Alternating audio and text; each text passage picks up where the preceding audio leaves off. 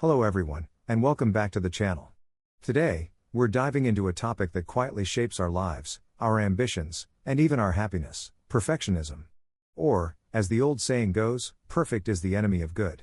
This phrase, often attributed to the French philosopher Voltaire, cuts to the heart of a struggle many of us face: the pursuit of perfection that ends up sabotaging progress, contentment, and even our sense of self-worth. Let's unravel the perfectionism trap, why it's so seductive, how it shows up in our daily lives, what philosophers and psychologists have to say about it, and most importantly, how we can escape its grip and embrace the power of good enough. The seduction of perfection. Perfectionism is often celebrated in our culture. We admire those who set high standards, chase excellence, and refuse to settle for mediocrity. But there's a fine line between healthy ambition and a toxic obsession with flawlessness. Perfectionism isn't just about wanting to do well, it's about feeling like nothing is ever good enough, fearing mistakes, and being relentlessly self-critical. Philosopher Voltaire famously warned, "Le mieux est l'ennemi du bien," the best is the enemy of the good. The wisdom here is simple: when we chase an unattainable ideal, we often fail to appreciate or even complete what is already good. We get stuck, paralyzed, or worse, we give up entirely. The many faces of perfectionism. Perfectionism is not a one-size-fits-all trait.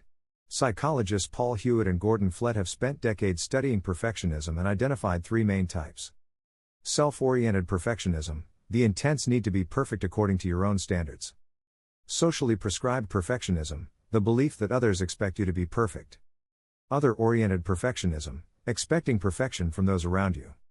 These forms often overlap, creating a spectrum. Some people are driven by their own impossible standards, while others feel crushed by the expectations of society, family, or peers.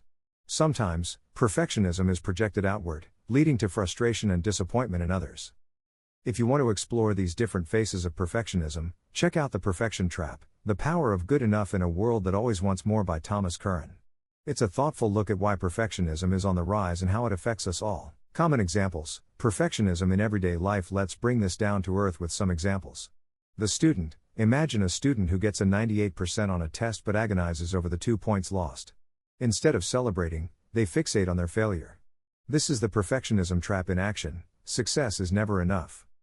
The professional. In the workplace, perfectionists may spend hours tweaking a report, unable to submit it until it's just right. Deadlines are missed, and stress mounts.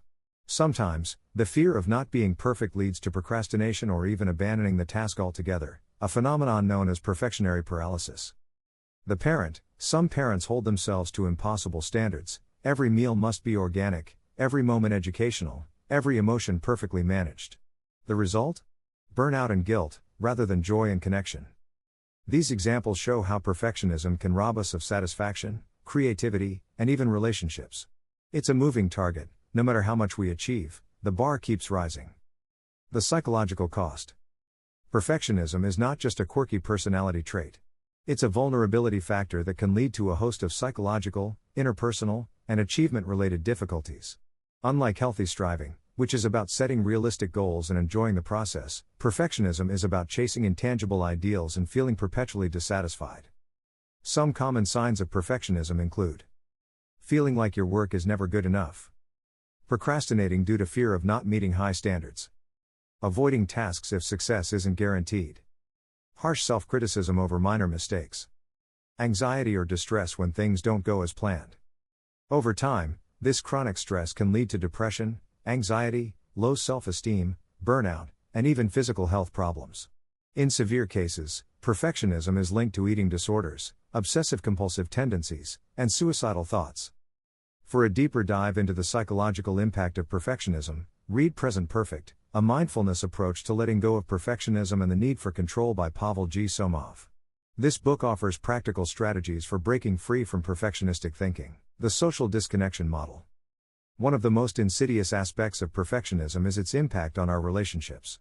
The perfectionism social disconnection model suggests that perfectionists, in their quest to appear flawless, often become aloof or inauthentic. They hide their mistakes, avoid vulnerability, and struggle to connect with others. Ironically, the very behaviors meant to protect them from rejection end up creating the social isolation they fear most. Think about it: when was the last time you felt truly close to someone who never admitted a mistake or showed a flaw? Authenticity is the foundation of connection, and perfectionism erodes it. Why do we fall into the trap? Perfectionism often develops early, shaped by family dynamics, cultural expectations, and personal temperament. Sometimes, it's rooted in a desire for acceptance, belonging, or self-worth. If you grew up feeling like love or approval was conditional, based on performance or achievement, it's easy to internalize the belief that only perfection is good enough. In today's world, social media amplifies these pressures. We see curated images of perfect lives and compare our messy realities to filtered highlights. The result? A collective sense that we're falling short, no matter how hard we try. The paradox: perfectionism hurts performance. Here's the great irony: perfectionism doesn't actually lead to better results. In fact, it often sabotages success. Perfectionary paralysis: the desire for flawlessness can lead to inaction. We get stuck overthinking, endlessly revising, or avoiding challenges altogether. Missed opportunities: while perfectionists wait for the perfect moment or outcome, others move forward, learn from mistakes, and grow. Reduced creativity: creativity thrives on experimentation and risk-taking. Perfectionism stifles both, making us afraid to try new things or share unfinished work. As the saying goes, done is better than perfect. Progress, not perfection, is what moves us forward. If you struggle with creative perfectionism, The Gifts of Imperfection by Brené Brown is a must-read. Brown explores how embracing vulnerability and imperfection can lead to greater creativity, connection, and joy. Escaping the trap, redefining success. So, how do we escape the perfectionism trap? Here are some strategies. Redefine success: focus on progress, learning, and personal growth, not flawless outcomes. Set realistic standards: aim for good enough in areas that don't require perfection. Save your highest standards for what truly matters. Practice self-compassion: treat yourself with the same kindness you'd offer a friend. Mistakes are part of being human. Embrace vulnerability: share your struggles and imperfections with trusted others. Authenticity builds connection. Challenge perfectionist thinking: notice when you're setting impossible standards or catastrophizing minor errors. Reframe your thoughts. Take action: don't wait for the perfect moment.